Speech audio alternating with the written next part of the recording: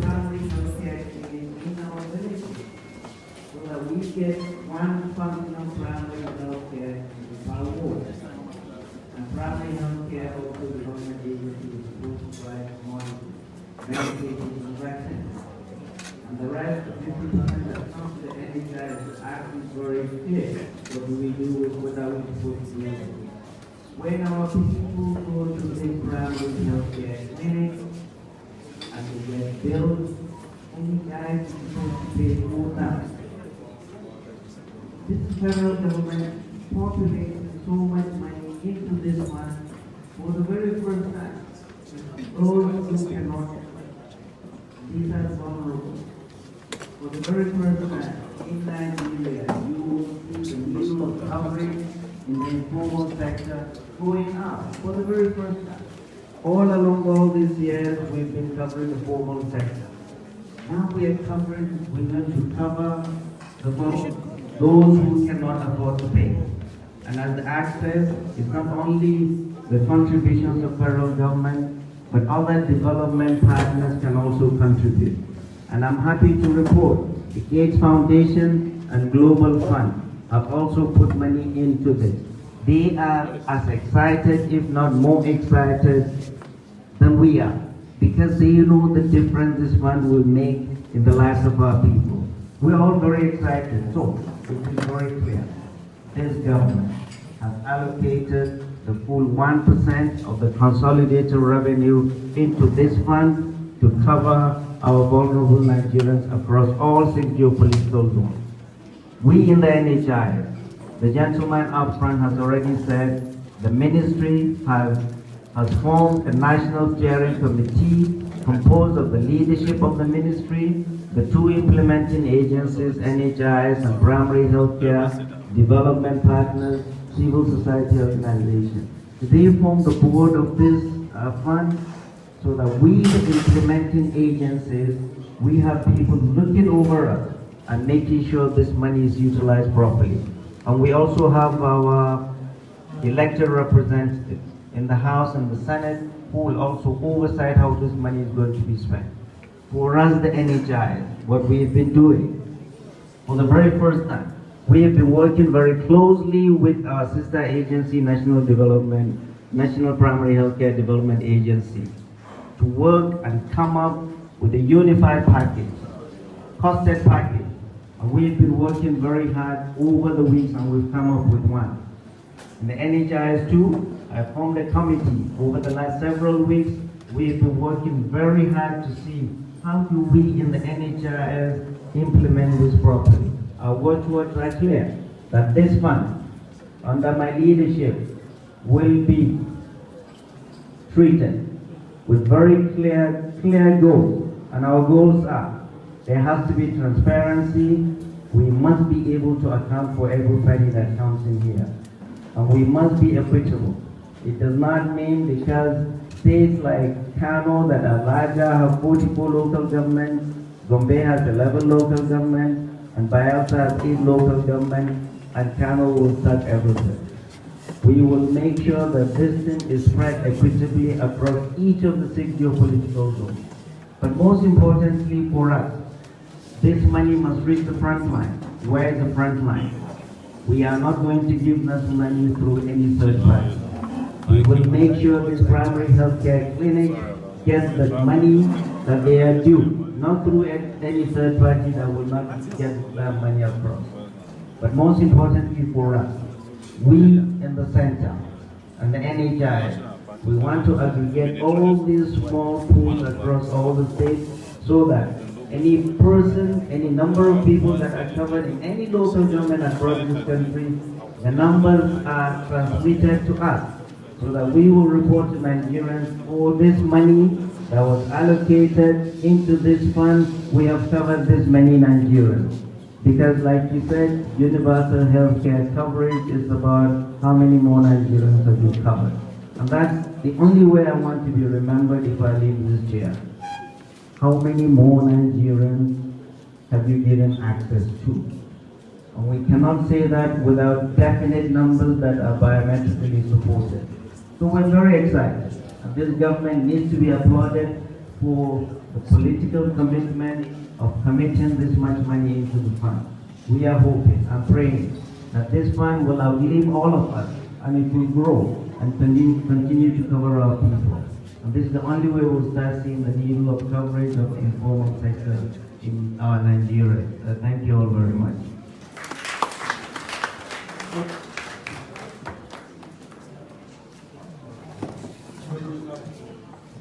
May we appreciate him the more, please?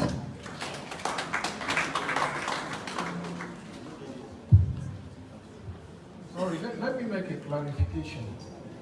I think the context of that policy brief was a policy brief made to inform the budget before the budget was passed. So we actually affirmed that the government had made that. So let it not be that the policy made it obvious. So I think that was what happened. Okay, thank you, the Director, for that clarification. We'll move to the next segment of this activity, which will be to hear from the aspirants themselves. We will come to the general public in a bit, but that will be after we've heard from the aspirants. So what will happen is that we would hear from them. So we'll invite all of you to get down your paper and pen and note down whatever contributions or questions you may have. And so when the forum is given, you'll be able to contribute or ask a question. At this time, I would like to invite to the podium the chairman and presidential aspirants under the platform of African Action Congress in the person of the influential Omolole Sowore. We will clap for him, please. Thank you.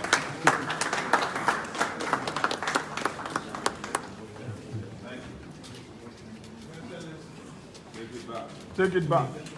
Take it back. So as he takes his seat, I would like at this time to invite the moderator for this panel.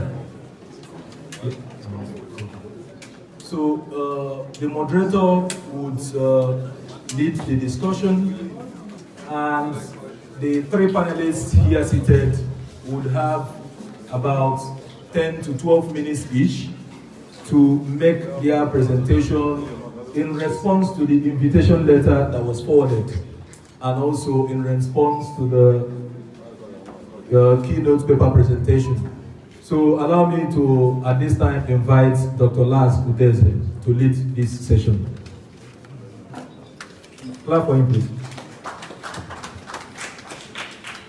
Thank you very much, and once again, welcome to all our presidential hopefuls, as well as the Executive Director of the Executive Secretary of National Health Insurance Scheme.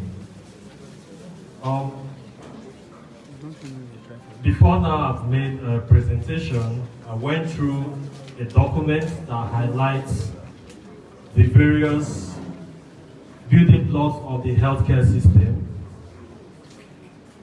and that has a lot of data on development issues, especially as it has to do with health, the life expectancy, maternal mortality ratio, infant mortality rate, under 5 mortality rate, healthcare expenditure, proportion of our budget that goes to health, proportion of government health expenditure out of the total health expenditure. So right now, we're going to hear from all our panelists. First, their plan for health. After which, of course, we'll have questions as it relates to the 6 building blocks. So because of time, we're just going to take such plan. I know the party manifesto is usually very detailed, but if we could have like all the panelists respond in not less than 4 minutes each. The most important things, solutions they are bringing in the health sector. So let me, I hope there's someone taking mic to them. Okay, so is there someone taking microphone to them? I think would move. Okay, for them to come to. Okay, feel free. Okay. Okay. All right, thank you so much. So I've been directed to say, in line with the letter that you were given, the 3 presidential aspirants there present will make at least a 10 minutes presentation on their plan for the health sector. So because of the media coverage and their mics that are here, I will crave your indulgence when I call you to come here and make the presentation, after which we'll now go to the question and answer session. So, Your Excellencies, distinguished ladies and gentlemen, I have the pleasure of inviting Mr. Jair Gaskia to come and make his presentation. You're welcome, sir. I think it deserves no applause.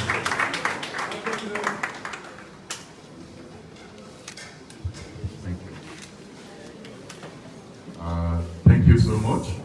And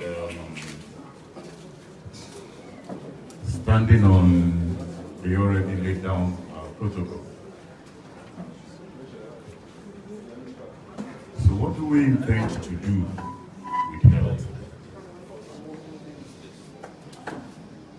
For us, the most basic and the most foundational thing that is required to do is, first of all,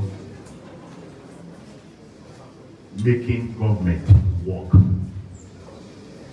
The basic problem right now is that government and government institutions are dysfunctional. They are not working together. We can hear from what the executive secretary said earlier, that it's just now that some of these institutions are beginning to work together. So the basic thing is that government institutions must work and must work in synergy. The second thing that is primary for us is that health, like every other basic welfare service in education, housing, energy, power, food and nutrition, should be delivered primarily as public services. Meaning that government and the public sector must play the leading role in the delivery of these public services, these basic services that are now public services. So what this means is that health and education must be a priority of any government. And it therefore means also that public investment must also be directed towards provisioning these public services. Now, having said that, if you look at the National Health Act, and we don't really lack policies in this country. Part of the challenges is about making the policies work and ensuring that they work together. If you look at the National Health Act and the National Health Insurance Scheme, we have given responsibilities to different tiers of administration, including communities. Now, this is why I say that governance matters, including communities. But we also have a situation where we are putting responsibilities on communities, on education, on health, housing, and yet our communities really have no formal governance systems. So we want to set up a community or ward health development committee that has to rely on reaching out to a legislator somewhere. Whereas there are basic things, primary healthcare issues that communities can handle themselves if they were properly governed and if there was formal community governance. There is also this issue that we all, that everybody wants to hear about, which is the question of what percentage are you going to devote to health? And let me be very clear about this. The problem with the way in which we are going about these percentages is the absence of planning. Because if you plan and you plan well and you have an integrated plan, if you look at all of the 6 core areas of healthcare management and delivery system, personnel training is part of it. Equipment and medical products is part of it. Okay, so what does this tell you? It means that there are education issues in health. There are health issues in education. There are food and nutrition issues in health. There are agricultural issues in health, health issues in agriculture. So if you had a comprehensive national human development plan with your priorities, then it means that you can, and your funding, your investment is also targeted towards making and implementing your plan. Then you are going to be able to cut all of this. Because then you can find, when you look at the education budget, you can find sections of it that are devoted to education in health. You can find sections of it that will be devoted to education for agriculture. You can find sections of it that will be devoted to education for manufacturing, for industrialization, and the rest of that. And when you also look at your health budget, we also find sections of it that will be devoted to, for example, pharmaceutical manufacturing, and the rest of that. So it's when you have such an integrated plan that actually the quantum of money that you invest can have qualitative impact. And that is more important than the actual amount and figures, you know, that are going to be spent. So it is more important to have a national and human development plan. And I commit that within the first 100 days, we are going to have a 4-year national human development plan for Nigeria, for the administration. I also know, and it's going to be that integrated, it's going to also include the necessity to reform governance and to retool governance, to retool the state to deliver effective public services. Within the context of this national human development plan would also be the national health care plan. And what will the national health care plan do? The first thing that we should actually even do as a government within the first 100 days is to do an assessment of where we are at the moment with everything, all of these laws that that is now going to fall on us to implement, to execute as the executive. Where are we at? What is the status in terms of implementation of policies, of laws, and the rest of that? And then, on the basis of that, develop your plan and your priorities, and also on the basis of that, develop your investment plan so that you can actually direct public investment to what is necessary. Let me tell you one other thing. So it is important that, for example, and also this debate about whether we are going to concentrate on primary health care or secondary health care or tertiary health care, or whether we are going to concentrate on preventive health care or curative health care, is really shouldn't be a mutually exclusive debate.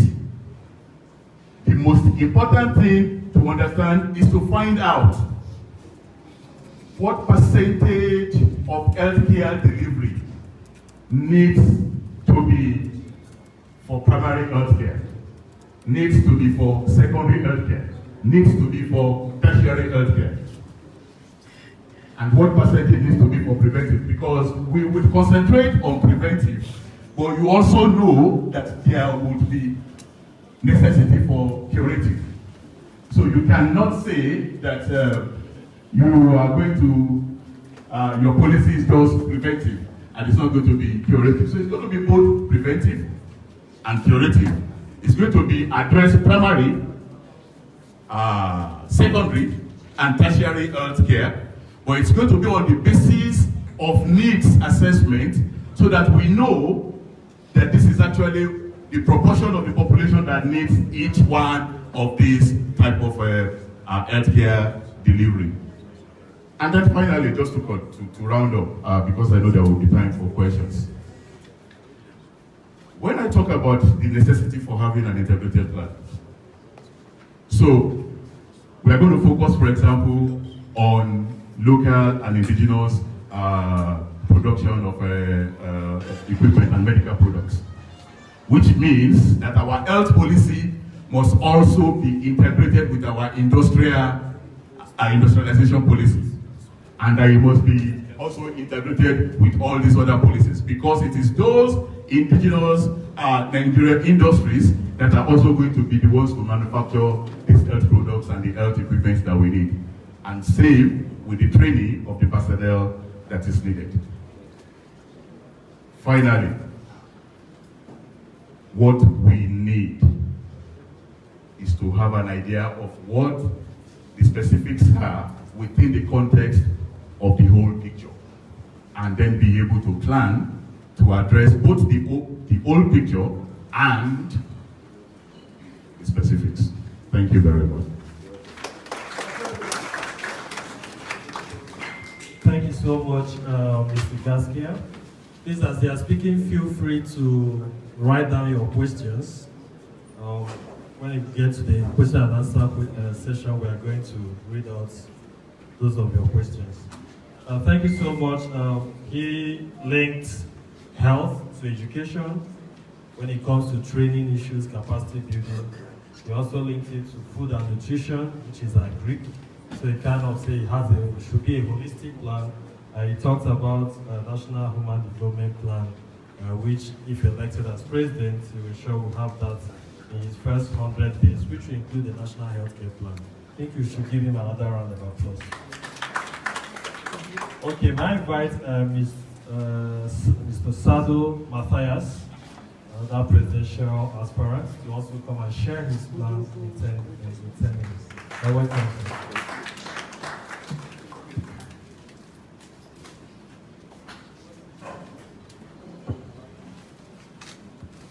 All right, thank you very much. Good morning, everyone.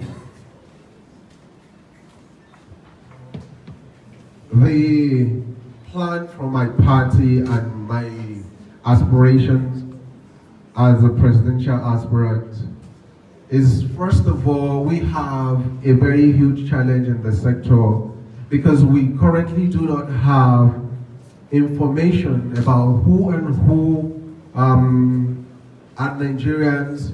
We don't have information about who and who goes to the hospital. So first step that we intend to embark on is aggressive data collection and data synchronization to ensure that we have an adequate information about what and who we need to plan for in the health sector. It is not possible for us to plan for a country without data. So first task before our government would be to ensure that we get information in that area. We have currently a population about 198 million. We have less than 40,000 doctors who are currently taking care of these people. This is grossly inadequate. And so for that reason, we will pay attention to getting these basics right.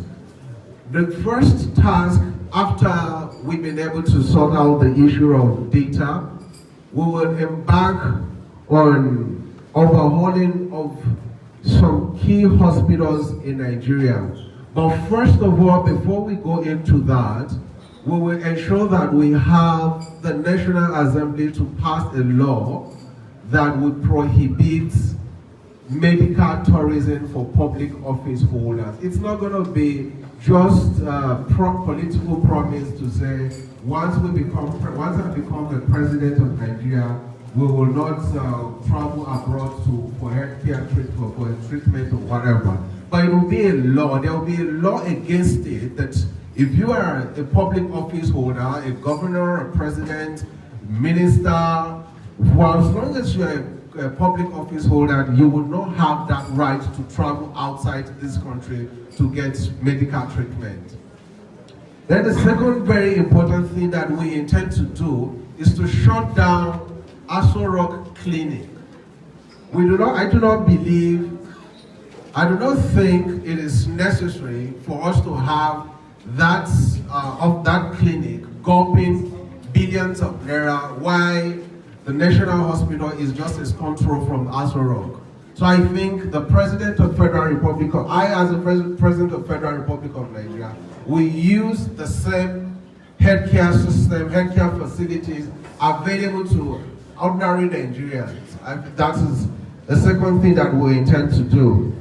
Now, we also intend to spend about 1,350 million on 6 federal medical centers in Nigeria. We've identified the fact that currently people keep complaining about the fact that so many things and so many healthcare centers are not working. And that is the basic truth.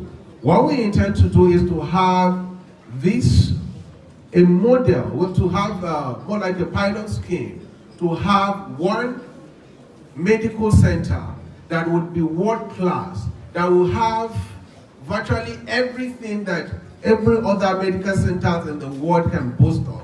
So that for once, Nigeria will be able to say we have a complete hospital that is able to produce or that is able to give to the people of this country the kind of healthcare that they deserve. And once we start with that one, we will then be able to go around the country to implement what we have started in one of the, the pilot schemes that we will use. Then the third thing that we need to do is immediately after the overhauling of this, one of the things that the gentleman that was giving the speech spoke about is the fact that 50% of his friends who were here with him in Nigeria, who went to school in Nigeria, who were medical doctors, they're supposed to be in Nigerian hospitals, are currently practicing abroad. This brain drain is absolutely unacceptable. And for us to be able to curb this, what needs to be done is to ensure that we make the environment attractive for them. We have a situation where, as they said, every single week we lose about 7 doctors to foreign countries. A friend called me yesterday and he was talking about 2 of his friends who have received an offer, a mouth-watering offer to work in another country. Because the basics here are not working. He mentioned something about the fact that not only the pay, but even the facilities, the equipment that you need to use to ensure that people who come to the hospital go out smiling are not available. So we will ensure that these are done in the pilot hospitals that we want to start with. We want to start with 1. After the first one is done, we will embark on another 6 in 6 geopolitical zones of Nigeria.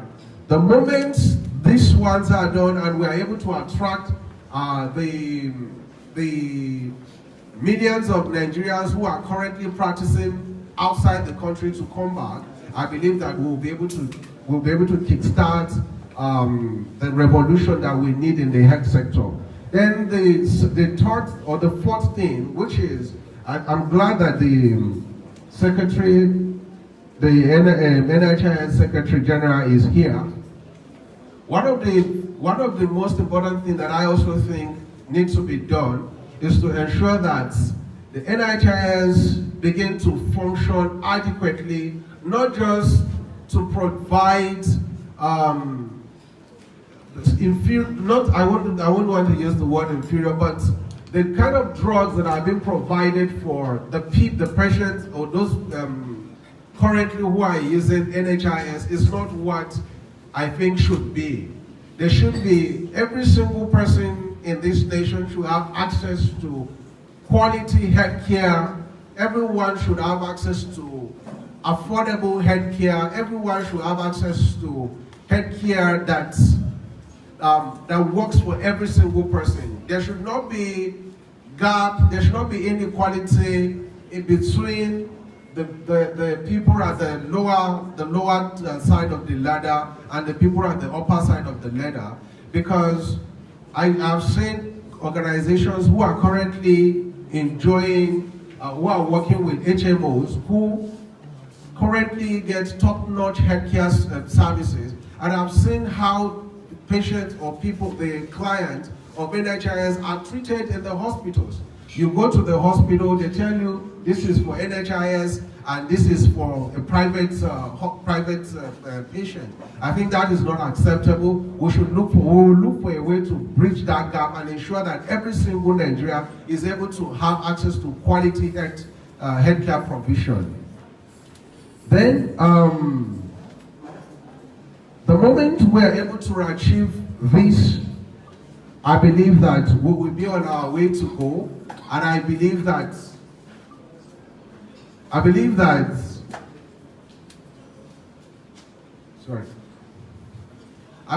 the moment we are able to achieve this, we will be able to make progress as a country. The last and the most important thing that needs to be done in that sector is to deal with corruption. We have healthcare sector that has been bedeviled by corruption. We have a system that is currently not working because the people who are supposed to, we have entrusted with our lives, are people who are not honest, who are not dealing honestly with the people of this nation. So very importantly, we will deal with corruption in that sector and ensure that we deploy technologies and have transparent ways of getting every single penny that is voted into that sector to achieve whatever it is that it has been apportioned to achieve.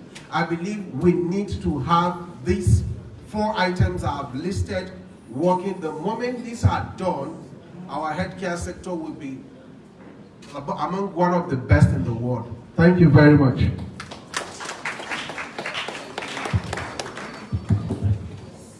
Thank you very much, Mr. Matthias. The last 10 minutes is said it's going to prioritize data. We get some, use data, accurate data to plan. So he also said it's going to prohibit medical tourism.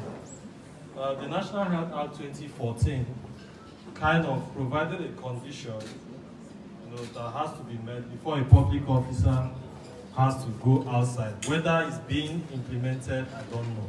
But it will require the approval of the Minister of Health, who is going to write to say that this person has this health condition and it cannot be treated in Nigeria. So I'm giving approval for the person to go out for public officers, not because we are using taxpayers' money. For any private individual, nobody tells you where to go. So National Health Act provides for that. Whether it's being practiced, I don't quite know.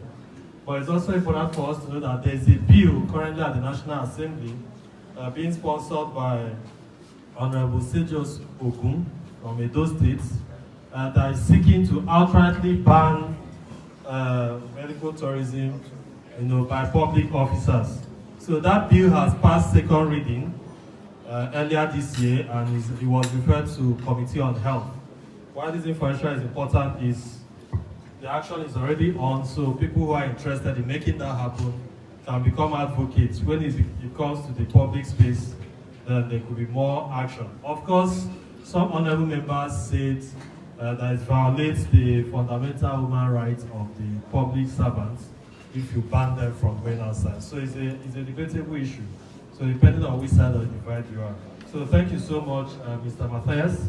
I may also have the privilege of inviting another presidential aspirant, who incidentally they will be making a public launch of his political party today. I think his party is one of the 23 new parties that INEC announced his registration yesterday. So Mr. Amoyele Sowore, Take it back. 10 minutes. Take it back. Take it back. Take it back. Take it back. Take it back. Thank you very much. Thank you. I want to thank the organizers of today's event for inviting us to share with the public our health plans for 2019 and beyond. And it's great to see the Executive Secretary of the Nigerian Health, the NHIS. I didn't know that he had come back to his position. The last time I covered, he was fighting over the minister and him were fighting over when to resume back to work and the size of the allowances in the place. It's part of the problem. But let me say here that our health issues are very, very serious issues. And the first thing we must do in Nigeria is to determine the health of our leaders first and foremost. And I would propose that all of the presidential aspirants that are coming or candidates that will come to Nigeria in 2019 must first disclose their real health conditions to the Nigerian public. Because without a healthy leader, you cannot have a healthy country. Our president, as we speak, is vacationing in the UK, where he's taking treatment. This is his second vacation within 6 months. A ghost worker should not go on vacation, but our president is always on vacation. And it's because the president is sick. And the country, as a result, is also sick. So we must know first and foremost the health of our leaders, from presidents to governors to councillors, so that we understand if we are on the same page as citizens, if we are equal before the law, and if we are equal in terms of receiving health care. Not only has our president, for example, received health care in the UK almost extensively in the last 3 years, but his son has also received health care in some of the best hospitals in Germany, whereas the rest of us have been sentenced to the death centers that they call hospitals in this country. Unlike Matthias, I will not close down the Aso Rock Clinic, but it will be great to considering if we can convert Aso Rock to a hospital, not a place where people are living, because it's too big for the president of Nigeria needs that many places to sleep in one night. Those are the things we must be considering. Is how to cut the waste in governance in such a way that places like Aso Rock and so many of these mansions that are built in Abuja can be converted to hospitals where our people can get rich and proper medical care. But in terms of what we want to do, I take it back, and now African Action Congress, which is our new political party, duly registered yesterday, will be launched today at 1 p.m. Our most important promise to you is that you must all have access to health. Access to health means that every Nigerian, wherever you might find yourself, should be able to get health care regardless of whether you are rich or poor. And that access will be driven by the fact that we must also know and register people in this country to have health cards. And it could be either that the government is subsidizing you or you are contributing to it. The NHIS, as we know it today, is just like every other government agency in Nigeria, where they are more interested in organizing conferences and buying tickets for the minister and jostling over how much money can be moved there for political reasons or the other. I have been a reporter before now, you all know. I cover all of these corrupt activities that are happening in Abuja. Abuja is a cesspool of corruption, and everybody knows that. And without getting rid of the corrupt individuals who are managing our institutions, we are wasting our time. Without voting them out, making them lose appointments. When the healthcare and the NHIS scandal was going on, a lot of documents were passed to us. They weren't interested, honestly, in any healthcare. The minister was fighting the secretary, or the secretary fighting the minister over how much to go into, how much to spend in buying tickets. The Minister of Health, in one of the documents we had, spent millions in hiring a jet to travel between here and Sokoto. They were using private jet. Yes! The man is here. I know he has his ear blocked. He's not paying attention. You know, public officers are supposed to pay attention to this. You see, he's not paying attention to us. This is part of the problem. You know? Secondly, we must have a well-organized, am I right? He's not here with us. That's the NHIS Executive Secretary. He's busy on his laptop. No, I'm serious. He's supposed to represent us here. He's not paying attention. We also must have universal healthcare in this country, and I'm not mounting universal healthcare for the sake of it. Is that universal healthcare must ensure that Nigerians get healthcare wherever they are. And I'm saying it that Nigeria can afford universal healthcare for its own people. What we need to do is to redirect our resources to the people. There is no reason why all Nigerians are paying senators who are useless to us 13.8 million naira every month as allowances, and we cannot afford to immunize our children. We cannot afford to create a sick bay in every primary school. We cannot afford to create a sick bay in every secondary school. We cannot afford insurance system for our people. These are things that we must institutionalize, and it is not expensive, because the moment you have it in a contributory manner, the money will be stacking up, and the moment you don't allow public officials to filter them away, you can use it to take care of your people. The third thing is emergency services. We have 0 emergency services in this country, and that's how most people die. If you were to drive between Lokoja and Abuja, I'm not saying from Lagos to Abuja, when people have accidents, nobody take care of you. But in other places, even in countries that just ended war a few years ago, like Rwanda, if you have an accident, if nobody can take care of you right there, a helicopter will be flown to fly you or fly people out of the place. In Nigeria, we don't have those kind of care. When you are in danger, you can't have a number to call, and nobody will come to you until you die. In fact, sometimes after you die, nobody will come and remove your body from where you are. The third, of course, is to pay attention to immunizing our kids. This is very, very important. It's not something to be politicized. It's not something to be ethnicized or religionized, as we have made it. Now, it's very important that kids are allowed to grow up. You have realized that an average Nigerian man is only able to live 54 years in this country. An average Nigerian woman is lucky to live 1 year older than most men. The implication is that the Nigerian state, which was created in 1960, is older than most Nigerians. That's the implication. Because why? Our health system started degenerating since independence. And at this point, it's almost nil. That is why those who are wasting their time calling for banning of politicians not to go for medical treatment abroad, they are wasting your time. If they cannot go for medical treatment abroad, they will bring medical treatment into Nigeria secretly. Even President Buhari, apart from traveling to London, he has people who come in here secretly that are flown in on a regular basis to come and take care of him, to pump him up, so that they can make him look like he's healthy, whereas he's not. So you can only ban them from going outside. How do you ban them from importing medical care into the country? So the best thing is to make medical facilities available to all in this country, invest in them, so that they themselves will go. Even a former governor of Akwa Ibom, what's his name, Akpabio, he once claimed that he had the best hospital in Akwa Ibom. When he had an accident in Abuja, where did he fly to? He flew to London because they knew they were lying to you. The other issue is for us to also start thinking technologically, digitally. There is a room for telemedicine in our lives. Some of the doctors who have traveled out of this country, Nigerians, they are willing to treat Nigerians, but they are not ready to come back home yet because of our kidnappers, armed robbers, our SARS, and all of the ways through which you can die, including the highway system. But so many of them are ready that we can have a situation where somebody is sick, you text your problem or symptoms to a number, and you get response from a doctor who is not based in Nigeria. It's called telemedicine. Why are we not thinking progressively about how to harness people who are not willing to come home, while we prepare the country for them to return to when they are ready? So we must attract our best to come back home by creating conditions for people to return home.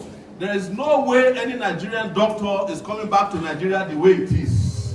Nigeria hospitals and Nigeria airports are the reason why you never come back home. The moment you arrive at the airport, the kind of reception you receive at the airport shows that Nigeria is not ready for anybody who is willing to work for Nigeria. And they keep making Nigeria worse and worse every day, and they distract your attention with the most stupid things. Who invaded the National Assembly who did not, they want you to take sides with them, but at the end of the day, these guys are going to unite against the rest of us. They resolve their differences.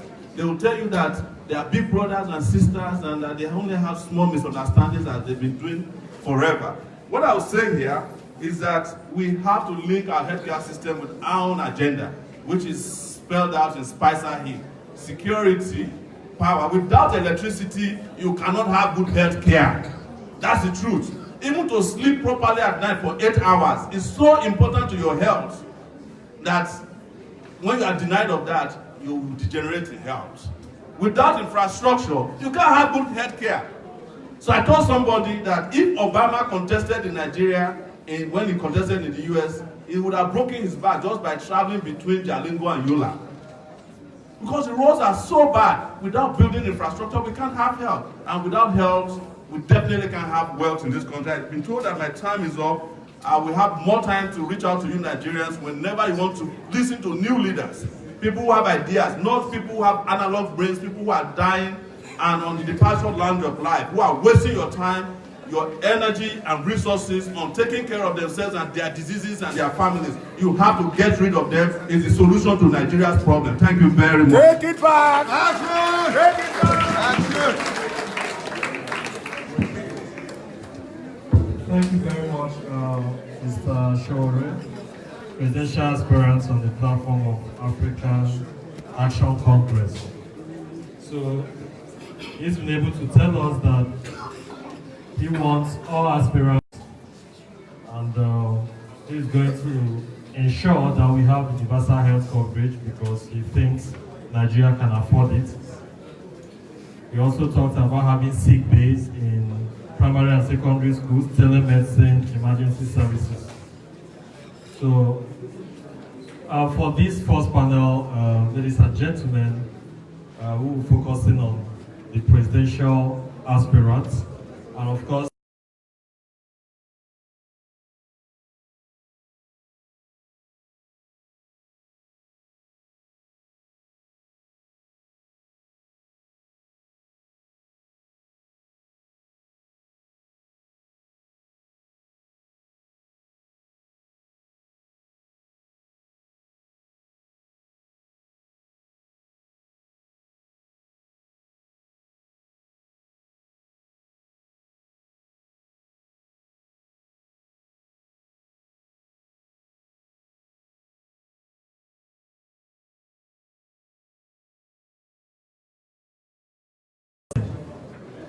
we wouldn't want to give mics because some people may use 3 minutes to recognize protocols. So put it in writing, I'll read it out here to the aspirants and they will respond to it. So while you are doing that, I'll ask specific questions and I'll be needing specific answers. They've talked about a whole lot of things, but we want to get some commitments that we can hold them accountable if they get elected, and those are things we can measure. So one of the building blocks of the health system is healthcare finances, and this year 3.9% of our annual budget was dedicated to health, and that's against 15% that we made a commitment in 2001 that we are going to be putting that amount to health. So may I ask our presidential aspirants, if you are elected president, and when we talk about health, is whole encompassing for the health sector, what proportion of the total annual budget are you going to dedicate to health? So let me start from Mr. Sowore that is next to me. When we did our research online about what Nigerians want most from government, health came as number 1. And I do not see any reason why we should invest less than 15% of our national budgets into health. So we're starting, that's for me the starting point. And we should not go below any of the major African countries that are investing the same amount of money from their budget. So starting point is 15%, not the Well, I think for me, the first thing that I need us to look at is currently we're spending about 400 billion naira on medical tourism in Nigeria. Now that on its own is far more than the 15% or is far more than 15% we are looking at in terms of healthcare allocation. Now, I think what we need to first of all do is to be able to actually get the systems here working and then redirect all these resources towards building and making this environment attractive. The amounts of money we are calling 15% allocation to healthcare in Nigeria as it is today, we are talking about allocation of 15% of about 25 billion naira, $25 billion, where South Africa, with a population of less than 50 million people, is budgeting $150 billion for their population. So if you are allocating 15% of 25% and $25 billion, you're really not allocating anything substantial to the healthcare sector. What we need to do is how do we improve on income generation? How do we channel the right kind of amount of resources to healthcare? Pegging it at 15%, I think it's not really okay for me, considering what we currently have as budget per year. Thank you very much. So I'm going to, my responses are always going to be plan-based. You need to have a plan. You need to be able to cost the plan before you say this is how much you are going to spend. Because if you simply just put the money is not always the problem. So if you just simply put the money, you might just be putting money in a leaking basket. You know, so for me, if you look at the document, and I commend the center for this document that has been provided, it will really provide a guide. If you look at it and you look at page 2, and you look at all of those indicators, those are the basic indicators for measuring, you know, the state of health of a nation and of a people.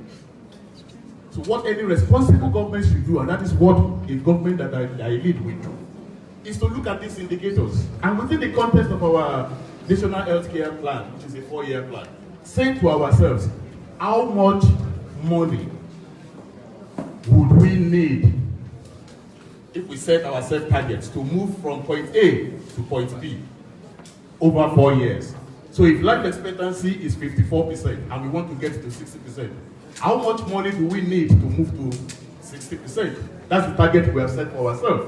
You know, if probability of dying for CVD is 22.5%, do we want to reduce it to 10%?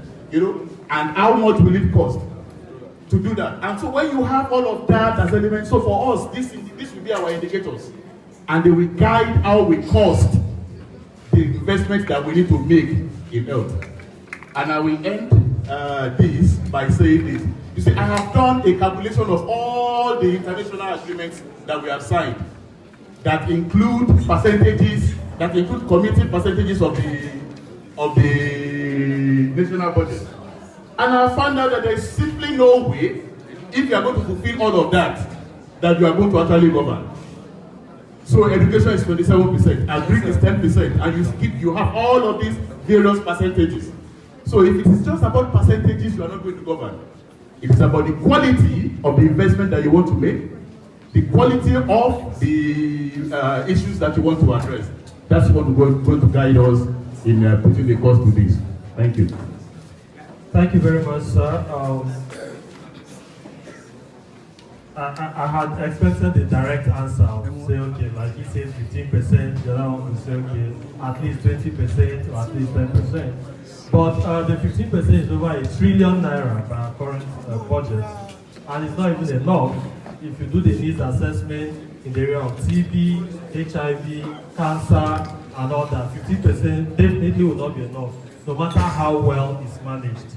So just providing that information that when you do your needs assessment and what the amount we require, it will definitely be more than that.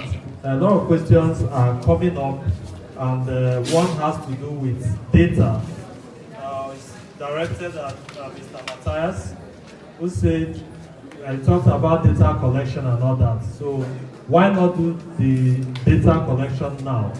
Is it that you don't believe in the current data we have?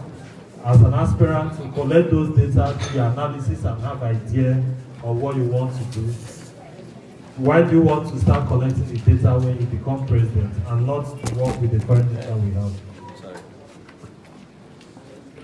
It's not like, thank you very much. It's not like we're not going to work with the current data.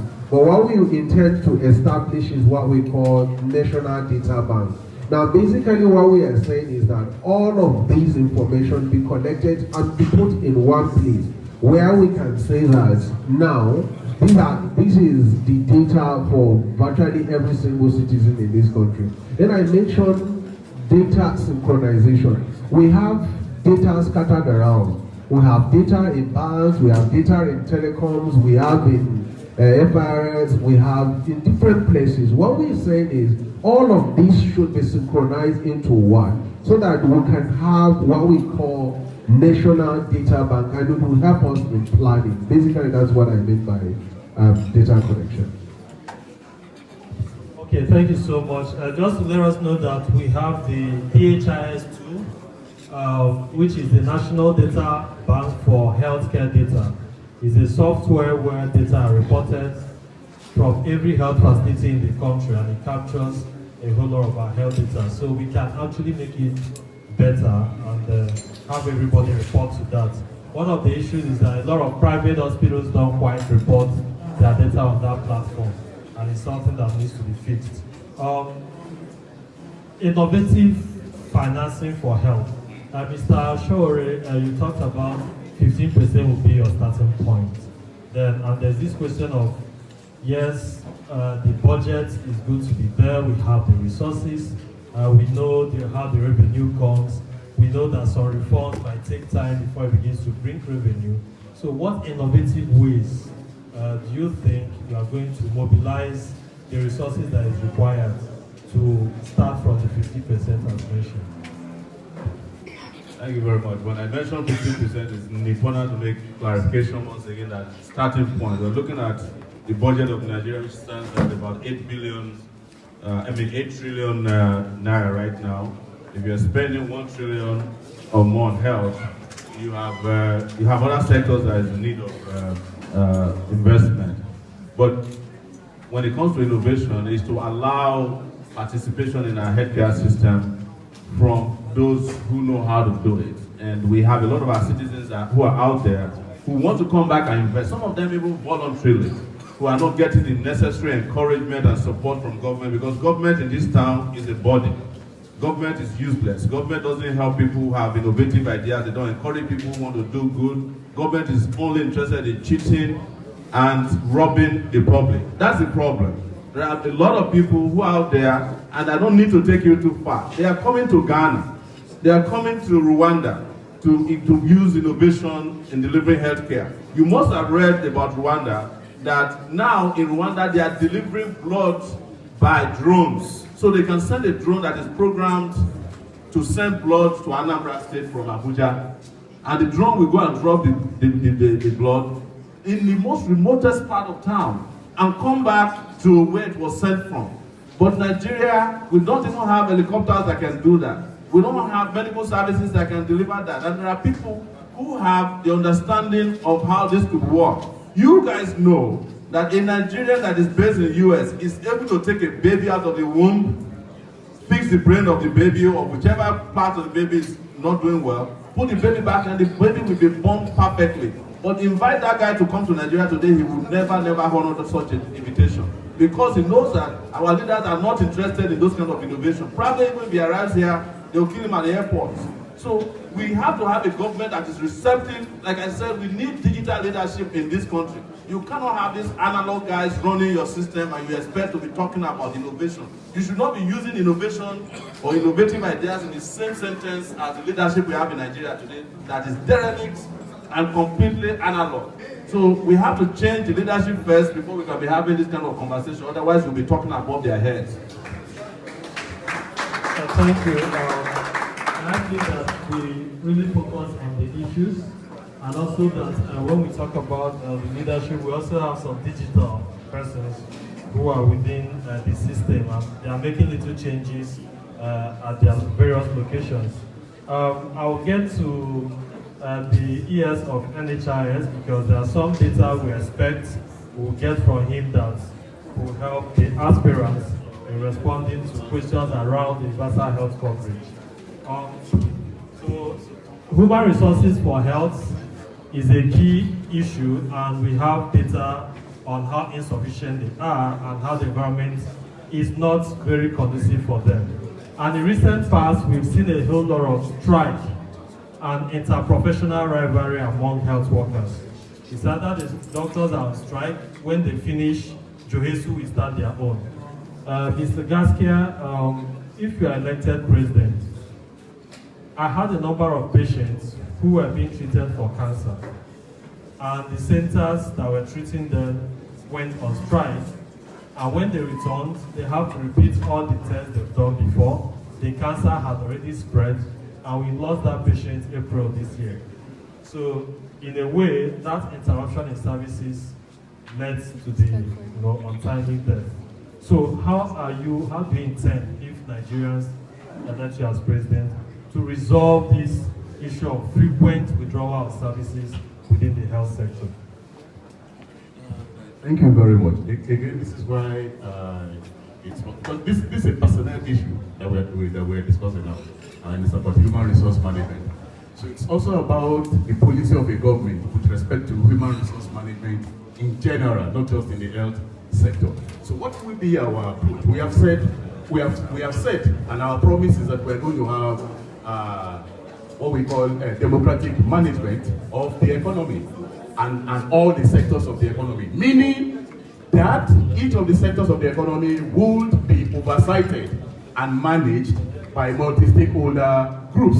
And this will include personnel who are working, the various levels of personnel who are working, owners, the management, and citizens who are the end users of the services that are being produced. So if you begin on that premise that all the stakeholders are involved in oversighting and management of each of the sectors, then you begin to reduce areas for possible and potential conflict as the time goes on. So this is going to be the focus of our own government. We are going to put such a team together for each of the sectors that will be multi-stakeholder and that will oversight it. And I need to say this very quickly now in 1 minute about innovative ways of financing and the rest of that. The one thing that we can commit to beyond the 15% percentages and the rest of that is to actually say, on the basis of your plan, you have these 5 priority areas, and then begin to talk about what percentages of the consolidated revenue fund would be, charged first line to each of those things. So for health care, for example, education is already 2%. There's no reason why it should not be more than 2%, for healthcare. So that's one basic one. Secondly, we're going to also have a special intervention fund, which is to encourage private sector, counterparts, funding and the rest of that. And then we are going to encourage what we call public-public partnerships. So different public institutions are going to be collaborating so that they can share costs and minimize what needs to be done. And then, of course, we need to have progressive taxation. There's absolutely no way you want to correct the imbalances in this country without progressive taxation, without ensuring that when people put money in banks, that the money does not just lie fallow. I'm going to introduce a policy where if you have more than 1 billion naira in your account, it is going to be taxed by more than 25% if it is not in an investment. Because we need to start making money work for us and deliver the services that we need. Thank you. Thank you very much. Mr. Sowore will be taking his leave in the next few minutes because they are launching their party today, and he have told us that earlier. But before he leaves, there is this question specifically for him we got from the audience, and more than one person have put up that question about what's the place of traditional medicine. So, and it's not just to him, but we'll allow him respond to it. The place of traditional medicine and herbs, as we discussed the health sector. I think we have to understand that most medical inventions are traditional.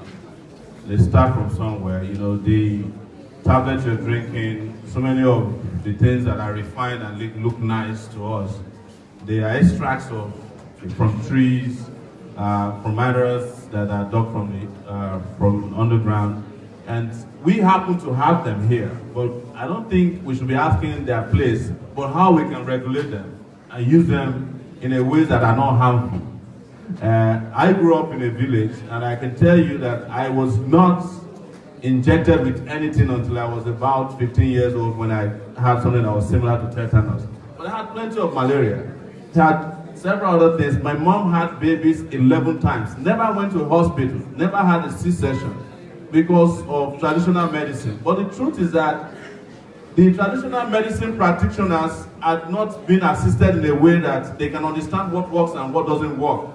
And when they die, there's no transfer of the technology they have, what I call, local intelligence, in creating the kind of medicine that is helping us, even till today, to run our rural areas.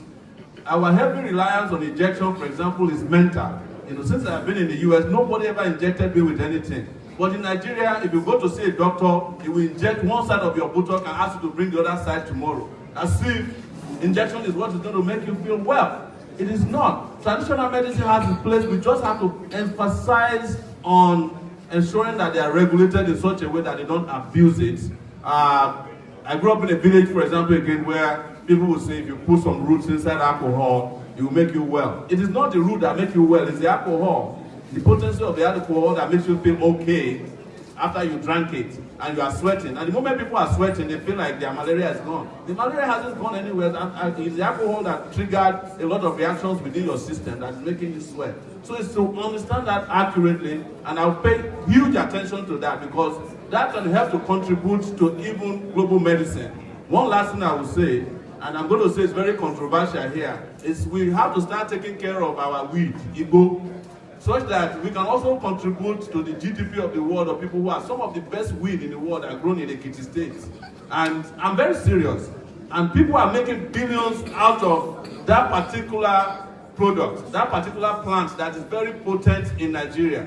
We should be focusing on it. Our NDLA should get this notice memo in advance that Nigeria will be exporting weed to cure cancer in other parts of the world, instead of chasing after people who are growing weed. Whereas we are not chasing after our politicians who are smoking cocaine in their houses. So that's my last word, and I know this one is controversial, but if you want to hear more from me about it, I will discuss it after our party. Thank you very much. Thank you very much, Mr. Sowore, for letting us that notes. And I think we'll just do final one round of questions for the other candidates. But before then, we'll get the ES, the Executive Secretary of... You can come to the office if you want to talk to me, but I don't have time. When I was talking, he didn't pay attention to me. You want to talk to me? So the Executive Secretary of NHIS, who, before he has got this position, is one of our top professionals, professor in the United States, medical practitioner. So, please give me one house, then they speak out and those who go behind the screen to ask service for those.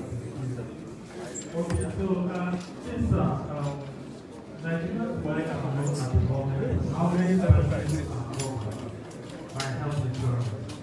So, by knowing the number, those who are running for office will now say, when they get it from the hospital, when we say no, they need 10 million, we are going to take it to 100 million, 200 million, Thank you.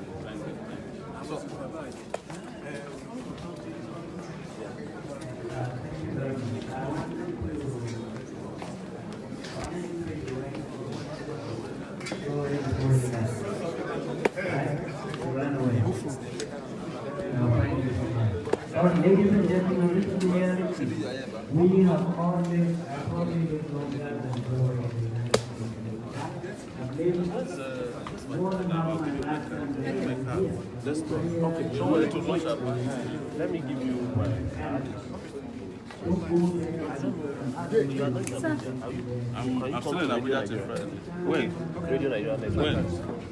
7 a.m. tomorrow. Okay. I'll call you. Okay. Okay, good.